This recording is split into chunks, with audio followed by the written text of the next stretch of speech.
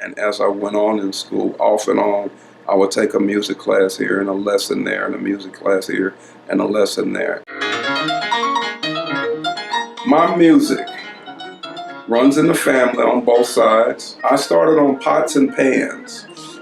My mother told me that I started on pots and pans, I guess, when I was around 1 or 2 years old.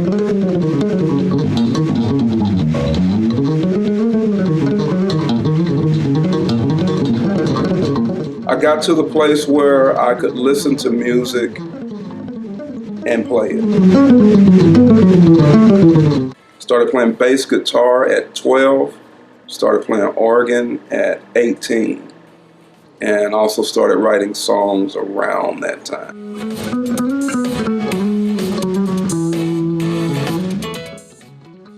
When your dad passed and you were kind of falling into that position as a pastor, that there was actually a calling. I mean, that was a part of you. I mean, how did you know that this is something you wanted to be here to reach these people? Prayer, through prayer time, for years, and I still do have a set prayer time each day. Got to that place where I saw where my talent led me to with no prayer.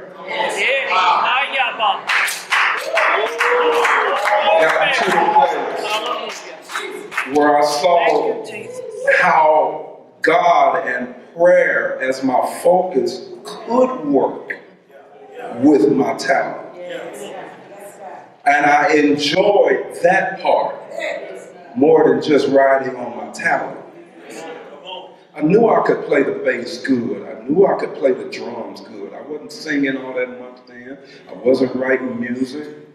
But I was playing bass and drums and a little bit of organ. But I saw the spiritual impact of my music. It was in that prayer time that I first heard it. That I'm called, I'm calling you, these words, I'm calling you to the ministry. I'm calling you to be a pastor. Then I began seeing myself in that role. Y'all have seen it before. Everywhere you hurt, God will see you through. I wanted to be effective with my music and not just good. And I'll say this to you about what it is you're talented in. You ought to want to be effective with it and not just good. You don't want people to just tell you you're good. You want people to say you're effective, you reach their hearts, you touch their heart, you change their life with what God did for you. That's what you want to hear. So what, I'm good. Am I touching your heart? So what, I'm good. Am I leading you to God? So what, I'm good. Am I helping you to walk out of sin and walk into a life of holiness? So what, I'm good. I don't care. That ain't enough. That's not enough. It's not enough to be good. It's not enough. It's not enough. I want to be anointed. For you each and every day. Each and every day. Just lift your hands and say, God, I need you. I need you right away. Let's sing it again. God wants to everywhere you hurt. Everywhere you hurt. You're in the Kansas City area. You actually have a Kansas City address here. So what is your heart for Kansas City? What would you like to see happen here? Or change or not change? What do you love about it? Anything? Knowing, I would like to see us know our purpose, which means that it has to be taught so that we can understand the purpose that God has already put in us. That it needs to be taught. I would like to see people be taught their purpose and begin to direct their lives in those areas, in the area of their purpose. I would like to see less violence. I'm aging myself, but I don't care. When I was in high school, I think back a lot to when I was in high school, which I went to high school in Kansas City. I went to Paseo High School, graduated in 1984. When there were disagreements and fights, it was a fight. It was a fist fight. When the fight was over, that was it. There was no more. There was no going after the family members, and it was none of that. But now, there's no fist fights. It's shooting people's houses. It's shooting family members. It's things like that. I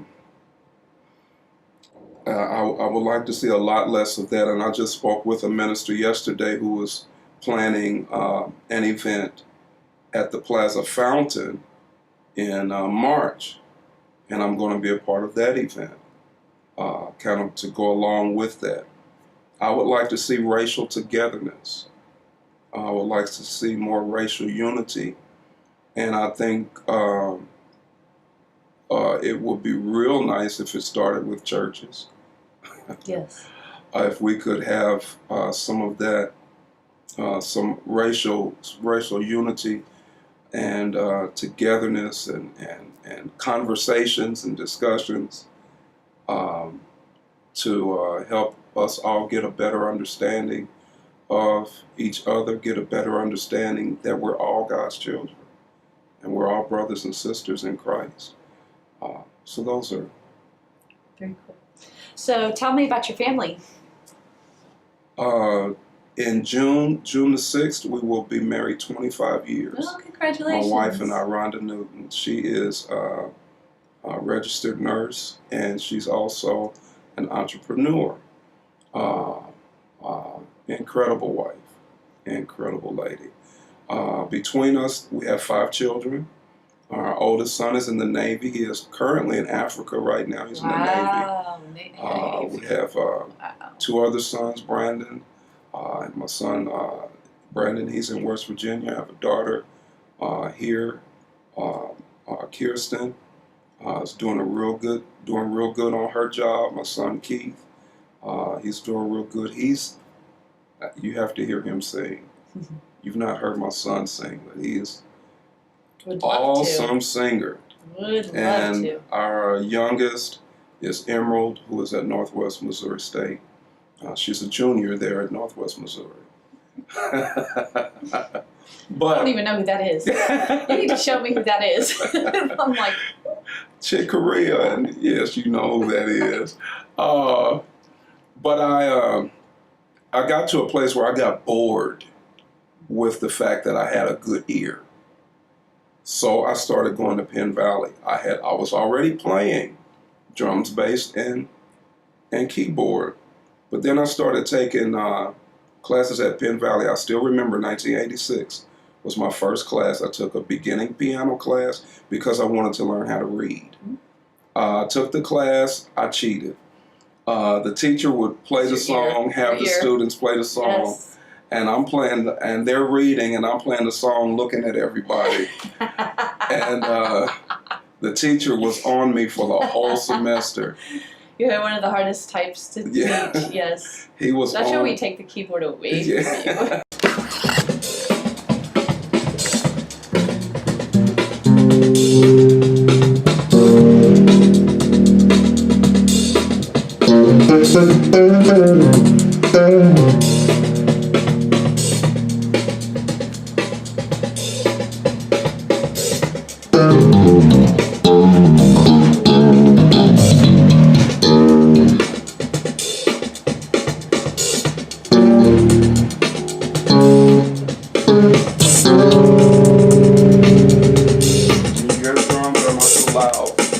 They're fine.